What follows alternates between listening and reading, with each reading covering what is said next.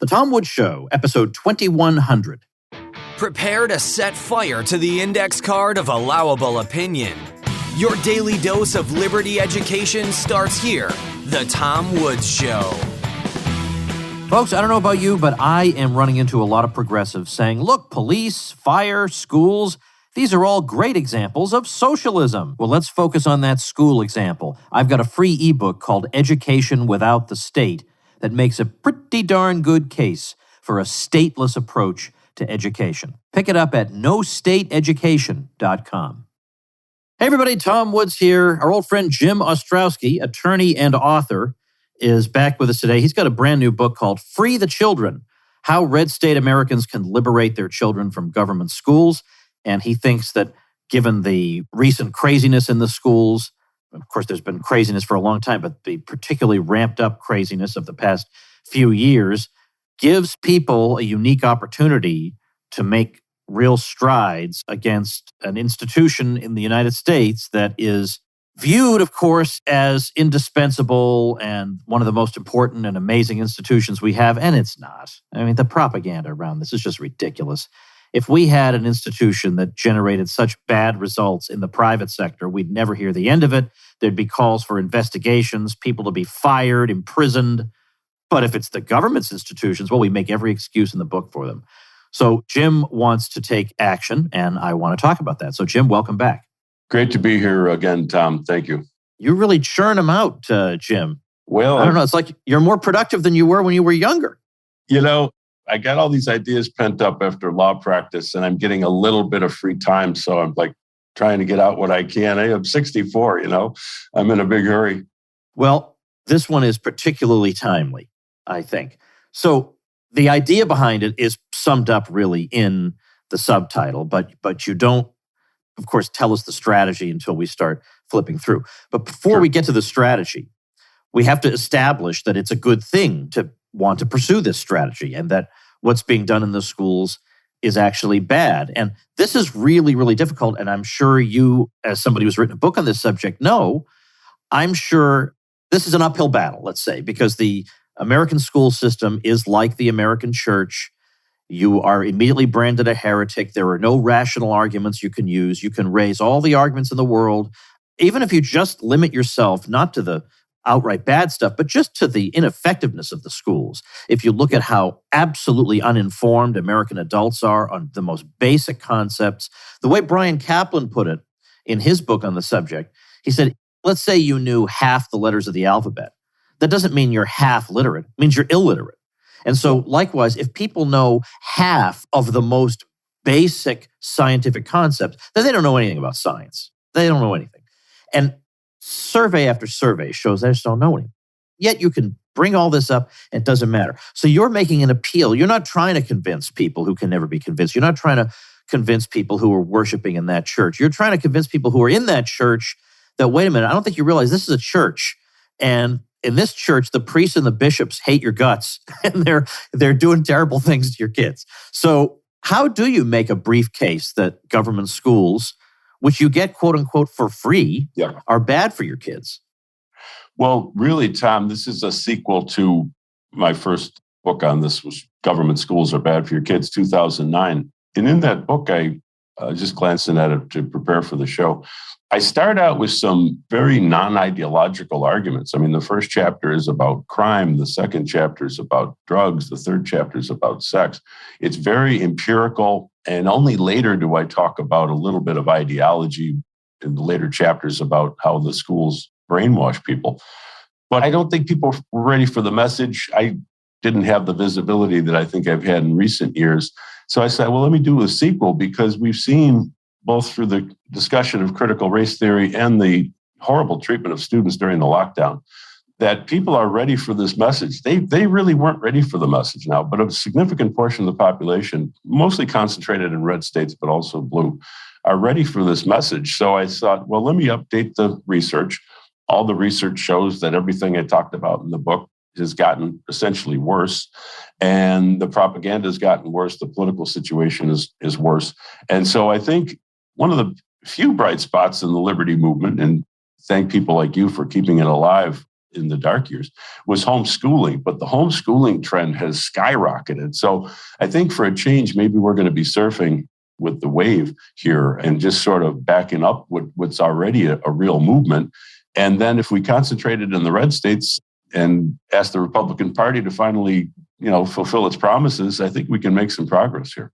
Well, I think you're right that things are different now. That, as you say, the craziness of the past couple of years did actually have an effect even on people outside the, let's say our circles. There were some people, absolutely, who even think of themselves as being good card-carrying members of the Democratic Party, who just thought this makes no sense. And I can see with my own eyes that in other countries they have school and it's functioning normally and they're not doing these horrible things to the kids and making them sit apart at lunch and not speak. And if they lift their mask for too long, they get punished. This is all ridiculous and stupid. Yeah. So they are seeing that. I guess somehow I hadn't really thought about that till I really started reading your book. But when I saw the subtitle, I thought the key sticking point here is, do the people in the red states want to do this? And it could be that they're on the verge of realizing that they want to do it, but they're still in the mode of something's happening in our schools that I don't like. I better go down and complain at the school board. I think some of them are still at that stage. Yeah. And I talk about that in the book. I think it's chapter 5. I talk about how the schools really can't be reformed because, not to get all the theory of it, but basically the schools are a bureaucracy. I explain the mechanics of how that works. It's a unilateral power relationship, and those with the power are going to, of course, act in their own self-interest. So reform, look, the Republican Party's gotten caught up into this reform thing for 50 years. They're always trying to make a progressive program work better, and it's never worked in any area. And I think I talked about that in my book on progressivism. So I think people have to realize it. And we talk about the school board elections. And frankly, that's rigged for reasons discussed in the book, that the people who tend to vote in these things tend to have a special interest. And yes, you can rouse some passion and get people excited for a year or two. And then basically people burn out because they see that nothing's really changing. So that doesn't work. But yes, there is this attitude, we can reform it, we can fix it. And I think if people read both books in either order, doesn't really matter. They'll see, no, we've been trying to reform this for like 50, 60 years, and it's never really worked. And the schools are worse than ever. To allude to the point you made earlier, I think about 20% of Americans are functionally illiterate. We talk about, compulsory education, but if you look at how it actually works, like I think 10% of the people, 10% of the students that are supposed to be there are not there at any given time. So the actual goals of this system, if you look at it kindly to them, there's more sinister goals. But if you look at their actual goals, they've actually failed in their goals. People are not educated. This is I think the least educated American people that's ever existed. We were a very literate country, maybe tied with England before government schools were a factor. So all the facts are on our side, and we just have to push them out there and try to get some activism going in these red states. Because, I live in New York. The teachers union controls the whole state. That's why the mask requirement was kept until we filed a lawsuit against our dear Governor Hochul. I'm looking at your chapter headings to remind me of where I wanted to take all this. And you say the teachers are agents of the Democratic Party. There's no question about that. Yep. Your kids are being brainwashed, not educated. No question about that. I love on the critical race theory stuff. They try to do a couple things. Number one, they say, critical race theory is highly abstruse and it wouldn't be taught at the elementary school level. Yeah, okay. Maybe the super duper theoretical apparatus is not taught to them. But the implication that they're to blame because of their race or that white supremacy is a big problem in America, you're telling me that's not being taught in the schools? Get out of town. Stop that. And at the same time, when it said you're not allowed to teach this in the schools, they're all up in arms. But you just told me you weren't teaching it. So why is this a problem? And then we even have, Jim, some libertarians. Now, it's a sliver. It's that never shutting up left libertarian wing, who pretend that it's not really a thing and this is just a right-wing talking point and this is a violation of freedom of speech and whatever. Look, this is a government institution that takes my money. And yeah, while it exists, I'm going to tell them that if you're taking my money, you're not going to use it for this purpose. That's how it works. Yep. Absolutely. And one of my Facebook friends said, you right-wingers have only been upset since Brown versus Board. Well, totally false. And I don't consider myself a right-winger, but I pointed out that Herbert Spencer talked about this in I think it was 1851, and then Isabella Patterson, 1943. The libertarians, the classical liberals, always understood that if you hand the power over to the government's going to basically brainwash people. And I pointed out, not that I'm a big fan of the Republican Party, quite the contrary, but if you look at why Biden beat Trump, it's pretty easy demographically. He won the young people's vote. In other words, he won the votes of people who recently got out of government schools. So again, the people in the red states should really think hard about this and realize that this experiment has failed. So what then should they do? And of course, we realize that the Republican Party can be a fairly thin reed, on which to base your hopes. Yeah, so absolutely. But basically, the idea is that in terms of the two major parties, it's what we have. And it's kind of like the answer I give when people say, you talk about secession, but we have a lot of division within the states too. And I agree with that. But my answer is the states are, for better or worse, what we have. These are the cards we've been dealt. We have to try to play the best hand we can with them. So what is it that you are urging red staters to do then?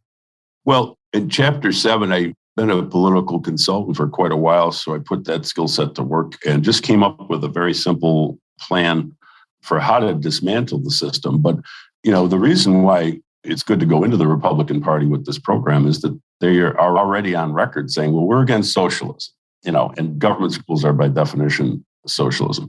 We're for educational choice. So you go in, at least in a party that's pledged to effectuate school choice. So I think the first thing that has to be done, and I don't recommend that this be done overnight because that would be politically suicide. But first of all, this so-called right to education can be repealed. That may take a couple of years. But I think the first practical step that might really help the homeschooling movement, for example, in particular, is to repeal the compulsory attendance laws. Yes, it may be too much of an ask for, mainstream Republicans to simply get rid of the government schools, although we should, and their program implies that we should. But one thing they could do that's not particularly all that radical is to repeal the compulsory school laws. And that would also implicitly or explicitly also repeal the regulation of private schools and homeschooling. There's no reason that a homeschooler has to, sit in a room for 7 hours a day. The people that I listen to on homeschooling say 3 hours a day, and these kids are maxed out and they can learn a heck of a lot in 3 hours. But there's regulations in the various states that make that difficult. So there's a whole sort of, step-by-step program in there to follow that people can, read the book and put that together. There's an appendix with the relevant laws that need to be repealed. There's contact information for the GOP officials, the state officials. And look, I'm just one guy up in Buffalo. I don't run like a political machine. I don't have a big foundation behind me. So I'm expecting people to take the ball and run with it. I will be happy to, help them out in any way, shape, or form, go down there even and speak. But there's sort of a whole practical program in there. I don't leave too much to the imagination. They just have to, if they're convinced in the goal, they read the book and start planning step by step. What would what would the education system, such as it is, what would it look like once the Jim Ostrowski program is implemented? Well, it's funny, Tom, because I was just looking at the first book on the subject, and I think it was a scholar named Tooley. He studied what the West was like before compulsory government schools, and he said that schooling was virtually universal. So I think there would be schooling. I think in some ways the concept of going to a certain building for 7 hours a day, I think in the era of the internet is somewhat obsolete. So I think there would be a mixture of a variety of approaches. You'd have homeschooling and unschooling. You could have the private religious schools, private secular schools. I think school would be more of a hybrid where you'd be, say, maybe homeschool half the week and then maybe part-time school the rest of the week. But there would be a variety of approaches. The United States was, it's funny, I did a podcast this morning to promote the book in front of the Frank Lloyd Wright house in my neighborhood, the Darwin Martin house, which is a fabulous place. And he was apparently homeschooled. And when I rattled off a list of all the homeschooled people at a homeschool event recently in Buffalo, people were just like amazed and cheering at many of the great figures in Western civilization were homeschooled. So we'd be fine. I think we'd be better off and there'd be more opportunity. And you wouldn't be sending all this money into the bureaucracy. The point I make is that this is $1 trillion, and that goes to the political class. So that money then filters to the political machines to advance the entire agenda of big government across the board, not just compulsory government schools. I mean, if you look at the teachers' unions, they're supporting left, progressive, big government everywhere. And, one of the examples I used in the first book was in Clarence, which is a wealthy Republican suburb near Buffalo. The teachers' unions give most of their money to the Democrats. So the Republican taxpayers are, subsidizing the teachers' unions that then support the Democratic Party, which is exactly what they oppose themselves. So I think that things would be fine. Things would be a lot better across the board. People would have more money in their pockets. Some of the property taxes in our area and some of the other states are absolutely crushing. It's one of the reasons so many people are leaving Buffalo, New York, which they would prefer to stay, but the property taxes on real estate are outrageous. So there'd be a number of benefits, educational, non-educational, and I think there'd be an overall improvement in society and culture. All right, before I go on, let me remind you about an app that's going to make your life way better, that's going to make you well-informed in a short period of time. Sounds kind of like the Tom Woods Show a little bit, doesn't it? But I'm talking about Blinkist, which takes all kinds of nonfiction categories of books and slims those books down for you to just 15 minutes of listening or reading. So you get all the key points, no fluff. I've told you about the old classics they have, like Machiavelli's The Prince and Seneca on Stoicism, but of course also a ton of modern books. For example, The Self-Driven Child, The Science and Sense of Giving Your Kids More Control Over Their Lives. That is perfect for our audience. And then you'll even find on Blinkist Murray Rothbard's book, For a New Liberty. And that's one of the early libertarian books I read that helped put things together for me, that helped me realize that in one area after another, there was a freedom-based answer to what ails us. It's the kind of thing that changes your life when you read it. And that's the kind of title you'll find many of at Blinkist. Well, right now, Blinkist has a special offer just for our audience. Go to Blinkist.com/Woods to start your free 7-day trial and get 25% off a Blinkist premium membership. That's Blinkist, spelled Blinkist, Blinkist.com/Woods to get 25% off and a 7-day free trial. Blinkist.com/Woods. We don't have to get into compulsory education because that's a separate thing, but I think some people conflate these two, public schooling and compulsory education, because when they are called upon to defend the government schools, they say, well, without them, the kids would be a bunch of idiots and the parents would neglect them and whatever. But food is even more important than education, and we don't have government grocery stores. We don't do it that way, and we don't say, well, if somebody doesn't knock on everybody's door and leave a crate of produce on the stoop, then the parents are going to neglect the kids and not feed them. Food is even more important than education. We don't act like this. So there's some kind of a mania around it. And it could be that education's a lot more expensive than food. And also that the parents also need food, so they're likely to share some with the kids.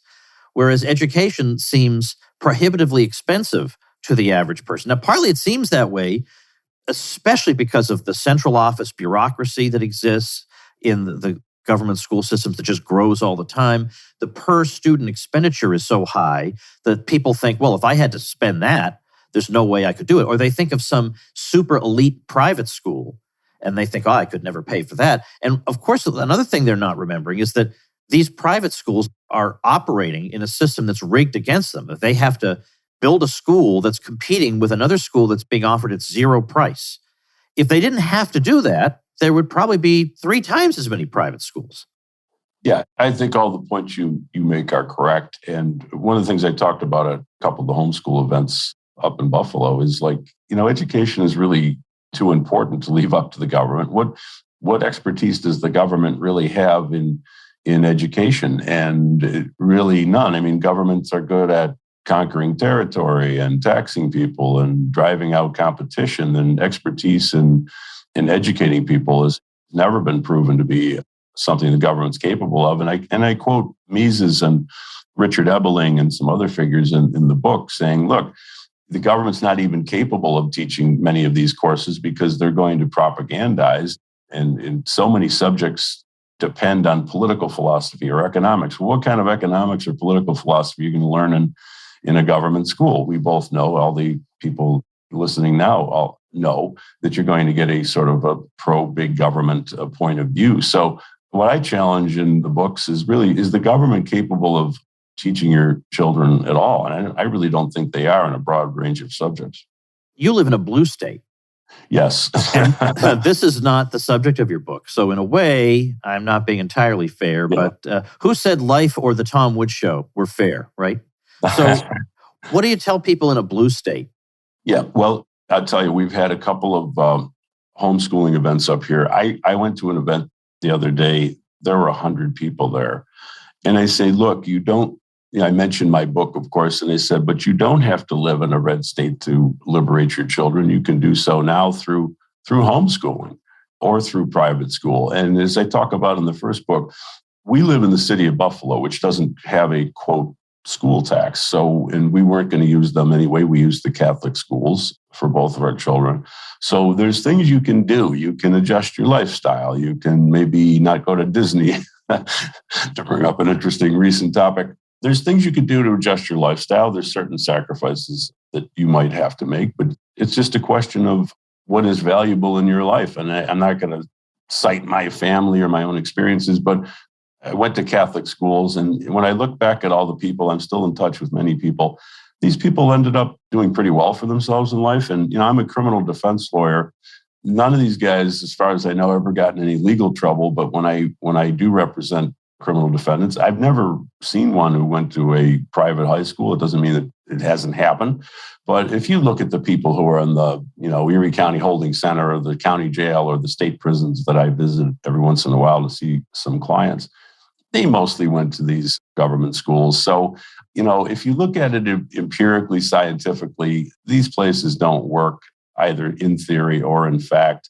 And I think people just have to open their eyes. And I think people's eyes have been opened again by the lockdown and the blatant propaganda that people saw, on the computer when their children were locked out of school and allegedly being taught over the computer.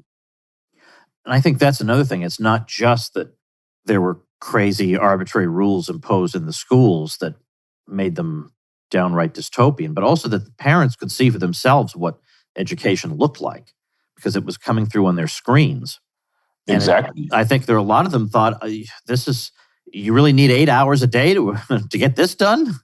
Yeah. And one of the things I point out is the prisonization of government schools has gotten, worse and worse and worse. I mean, it's almost impossible to get into one of these places and even sit in a classroom and watch what's happening. So yes, this lockdown inadvertently gave people some exposure to what was really happening. And many, many people didn't like what they were seeing. I went to public school. I don't know, did you? I went to Catholic school, high school, and grammar school. I went to State University of Buffalo. Okay, well... and then I went to Brooklyn Law School, which is actually, in spite of the name, is a private school. Oh, okay. Well, I went to public school through 12th grade, and it was better then than it is now. I felt like it was possible for me in the social studies class to have a different opinion. And then as we would leave, my teacher, who I liked her. She was very involved in. I came from a cute little picturesque town, 350 years old, North Andover, Massachusetts. It's just a classic New England town, and we have a North Andover Historical Society, and she was very involved in that. And so she really had a grounding in where she lived, and she loved it, and that was a common ground that we could share. But she was by those standards, a liberal. And so we would leave the classroom, and as we would walk together, we would continue the conversation. And I just assumed that's the way it's always going to be. I assume that's the way it is everywhere. And I grew up thinking that this is just the way adults settle disputes. They never really get them settled, but doggone it, they keep having friendly discussions every chance they get. And that was what my experience was like. I can't imagine having a dissident voice in school today, honestly, what that would be like. The left is resurgent. We know that they did the long march through the institutions. A lot of the 60s people, got degrees and so on and are teaching. And there was a time when we had a strong enough society to survive, sending kids to government schools, but we can't anymore. Things are sort of falling apart. The propaganda is extreme. And there's really, I think you'd probably get kicked out of a class, even if you were advocating, moderate republicanism. And, I represented a young gentleman who, wore a Trump hat on hat day, and the guy, went over and almost grabbed it off of his head. So even if you're advocating for the sitting president of the United States, it's not tolerated by some of these people. So it's gotten bad. There was a time when these schools functioned better than they do now, but that time is gone and we're not getting that time back. I actually don't mind if there's a general and without exception enforced policy that says no political slogans on your clothing while you're in school. Now, anything that distracts us or we start fighting, we're discouraging that. If they actually observe that consistently, I wouldn't even mind that, because I don't need my, if my kid did go to school, I wouldn't need, well, I guess they're all daughters, so I'll say I wouldn't need her to walk around with a taxation is theft shirt on. Her very existence makes clear that taxation is theft. Just talking to her for 5 minutes is all you need to do there. But yeah, it's obviously enforced with an agenda in mind. And again, they, as you say, they made the long march through the institutions. They didn't do that for the sake of having civil discussions with their opponents once they finished. That's not why you have the long march through the institutions. Oh, exactly. These are not really rational philosophical ideologies. They're rooted in emotion and things of that nature, like I talk about in progressivism. So no, you're not going to get a fair hearing. In fact, it's like what led me to write the book, Progressivism, was trying to argue in the best sense of the word. And you couldn't have an argument because they would inevitably end in a temper tantrum. And that's what started me to thinking, I wonder what is this progressivism thing all about? So that's what you're getting. And now we have the toxic stew of leftism on top of progressivism. I mean, leftism with its sort of hatred of people with more than you masquerading as some ideology. And then you have progressivism, which I think is rooted in fear. And these are the people teaching your kids. I mean, God help them. Well, Jim has laid it all out in this book that you will read in no time at all. It's super easy to read. But man, that appendix you've got in there, that must have been real struggle. I mean, all the states and everything that needs to be done and all the websites. And I looked at the table of contents and the appendix was so long. I thought, what in heaven's name is in this appendix? Yeah, well, all 23 states are covered in there. And boy, that was not fun. I love to write. That was not fun. That was excruciating. But it gives everybody a head start. Not everybody is a legal researcher. So when you go to the appendix, you see the various laws, the constitutional provisions that really need to be expunged, and also contact information for the Republican Party, contact information for state legislatures, state legislators. And so people can get a head start on their activism and just sort of jump into it. Well, the book is Free the Children, How Red State Americans Can Liberate Their Children from Government Schools by our guest, James Ostrowski. I'm linking to it at tomwoods.com/2100. Well, thank you for doing this, Jim, and best of luck with it. Thanks a lot, Tom. I really appreciate it.